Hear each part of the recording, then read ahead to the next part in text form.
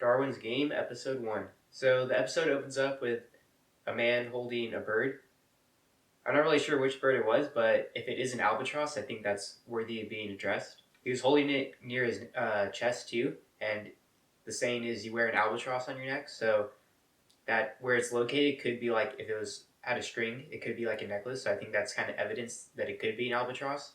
And if it is an albatross, then that's a metaphor for a psychological burden. It comes from the poem Rhyme of the Ancient Mariner by Samuel Coleridge. So I think that's interesting that someone would have a psychological burden in this game. So it could be an illusion or foreshadowing for something in the future. I thought it was pretty cool that when you touch the phone, the state comes and bites you and it leaves a barcode. I thought it was a little silly when Kaname was on the train and Bonda is approaching him with a knife. And Kaname doesn't really understand what's going on and he's just sitting there. I think anyone in that situation would be a little wary and probably get out of their seat if someone's approaching you with a mask on and a knife. So I thought that was a little silly. I thought it was good pairing for Bonda to be the rookie killer and his sigil to be invisibility. I think that's pretty good pairing because invisibility isn't technically really strong, but it would be good against a rookie that doesn't really know what's going on. And I think it is important to point out that Kaname's friend said that there is no connection to the outside world when you're in a duel, but Bonda killed the security guard. It's just that Kaname couldn't use his phone, so it's not like the game seals you from the world entirely. It's just I don't think the phone works. But you can't interact with the world around you. You just can't call through your phone because the phone gets locked. I like the scene with Wang in the Ace Clan.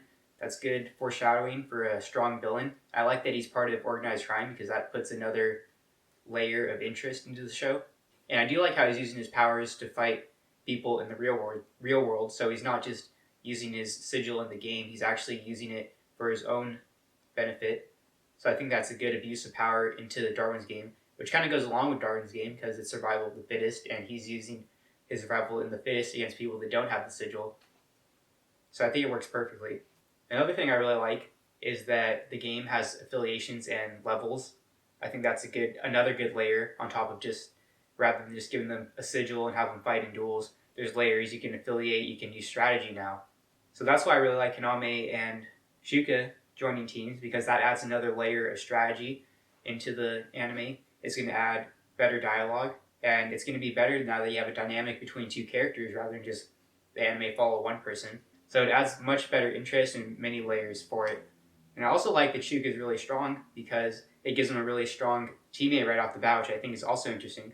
And what I take from this is if he gets the undefeated queen from the start, then he's going to have to go against really strong people because the anime is not going to work. They're just not going to crush everyone. There's going to be even stronger people that they have to beat now.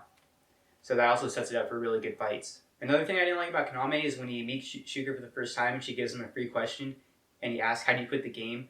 And she already told him you can in messages. So he used his one free question for something silly. He could have asked a much better question. So the only thing I don't like about Kaname is he's kind of like the cliche character. He doesn't really understand what's going on. He refuses to play the rules. So he's not really a unique character, but I don't think that's necessarily a bad thing.